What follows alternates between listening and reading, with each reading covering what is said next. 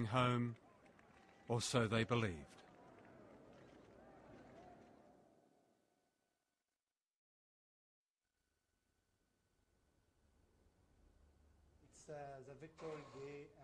Victory in the High Court gave Olivier Bancourt and his people the right to start their lives again. It's something which I will never forget, when just coming out of the court with this to ask that it is a victory for the Sagosian people, a small people upon a big power. Premier jugement là, nous tous tenons la joie dans nous l'équipe, nous tous contents. Nous disons anglais puis un sentiment humain. Quand on vient sa victoire là, on sentiment à l'aise. Qui me tient pensé, moi pouvais tout mon pays natal, moi pouvais tout cimetière à côté de ma grande famille. Moi tu penses tout encore une fois, moi joli la place et que nous joli la mer, quand nous tu prends nous naissance. However, the Foreign Office had other ideas. Within hours of the High Court judgment, it announced that the government would not allow the islanders back to Diego Garcia, the main island, where most of them came from. Robin Cook told me that he said it would have been politically impossible to allow the Chagosians to go back to Diego Garcia because they had a treaty with the United States. Well, the first thing to point out there is that this is British sovereign territory. The British have a duty to their own citizens. They have the legal power to tell the Americans what policy and what immigration law they're putting in place on the islands. But in the meantime, we've signed a couple of pieces of paper with the Americans, and we now regard our obligations to them as paramount. I just don't see the logic of that.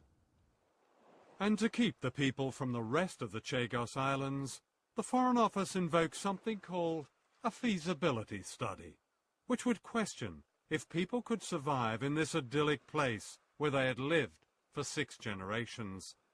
This study consulted not a single inhabitant of the Chagos Islands. After the High Court victory, the government promised the islanders that at least they could visit the graves of their families. Boats were chartered here in Port Louis, Mauritius, but they never set sail. Baroness Amos, Tony Blair's leader of the House of Lords, explains why they never went back. We chartered a vessel.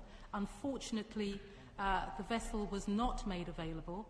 We are happy to reinstate any such visit, but it would not include Diego Garcia because of the reluctance of the US government.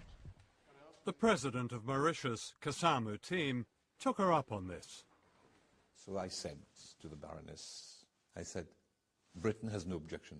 She said, no, Britain has no. She said, do you allow me to take the matter up with President Bush? She said, by all means. And this is what I did. I wrote to President Bush. The reply came, I'm sorry to say, we don't deal with the Mauritian government, we deal only with the British government. And the British are not agreeable. It's black and white. The British are not agreeable to this visit. And we agree with the British. So they've been playing table tennis, ping pong, with the Chagosians. When we go to London, we are told it's an American problem. When we go to Washington, we are told it's a London problem.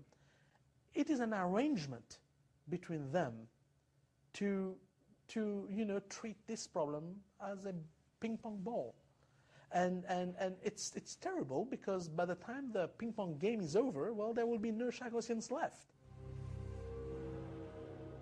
By June this year, the Blair government had run out of excuses, but there was still one more trick to play. Have you ever heard of something called an Order in Council? It's a royal decree using archaic powers, which unknown to most of us are still invested in the Queen. It's a cosy arrangement. The Queen rubber stamps what in many cases politicians know they can't get away with democratically. On November the 5th, 1965, an Order in Council was issued by the government of Harold Wilson. The aim was to secretly expel the population of the Chagos Islands, all of them loyal subjects of the Queen. In June this year, the Blair government used the same powers to bypass Parliament and the High Court in order to ban the Chagos Islanders from ever returning home. Dictators do this, but without the quaint ritual. The quaint ritual takes place here at Buckingham Palace. The public never sees it. Parliament is merely told about it. Orders in Council, they go through without discussion. They're read in title only. No reason is given for them. No contents are spoken. The Privy Council never even sits down. They all stand around. The Clerk of the Council reads the thing in title. There were 2 orders, and the Queen says, agreed.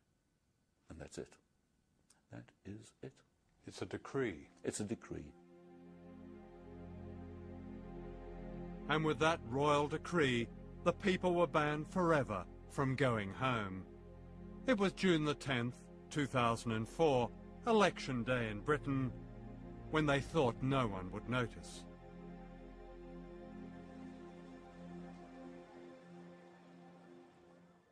The High Court has ruled that the expulsion of the Chagosians was illegal. The Commission on Human Rights at the United Nations has called on your government to return them to their homeland. Why has this government denied this basic human right of return? Firstly, the feasibility study, which was drawn up by independent experts, which told us that the only population of the islands that would be possible is short-term on a subsistence basis. Longer term would be precarious given the climatic conditions, given that in some cases some of the islands are barely 2 foot above sea level, and would be very costly. It is true that the Foreign Office has conducted, I think now, 3 feasibility studies, as they call them, about resettlement.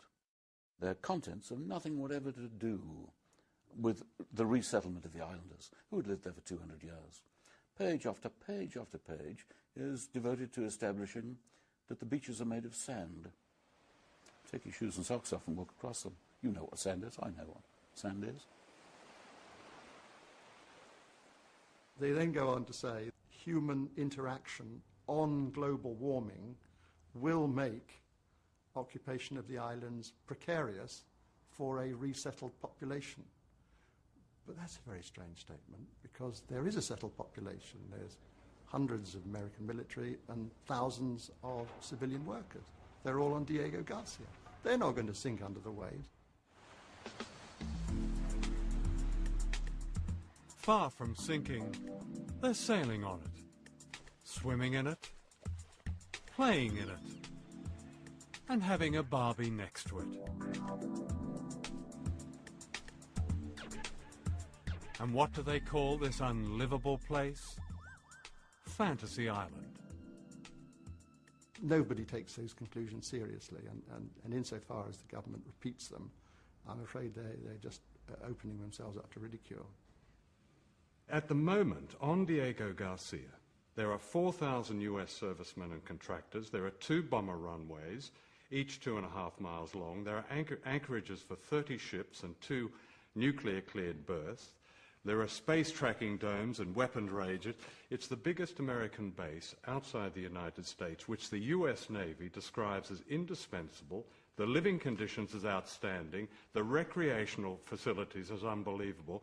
And the US wants to extend the lease past 2016.